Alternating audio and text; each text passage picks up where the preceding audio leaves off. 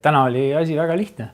Saime kokku, rääkisime asjad ära, kuidas asjad hakkavad olema, vaatasime mehed üle ja tegime väikese treeningu, saime esimese pisikese ülevaate asjadest ja mina rääkisin, mida mina neilt tahan ja ootan ja siit vaikselt lähmegi edasi.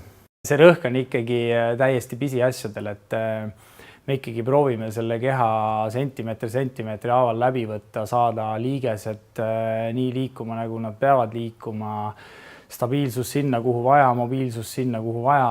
Sellega kõigega läheb väga kaua aega, pluss veel hingamised ja kõik selline asi sinna juurde ja ma arvan, et 2 aastaga jõuame selle ettevalmistuse ära teha. Kõlab küll võib-olla natukene sellised mitte nagu regulaarne ettevalmistus, aga nii ta on minu silmis.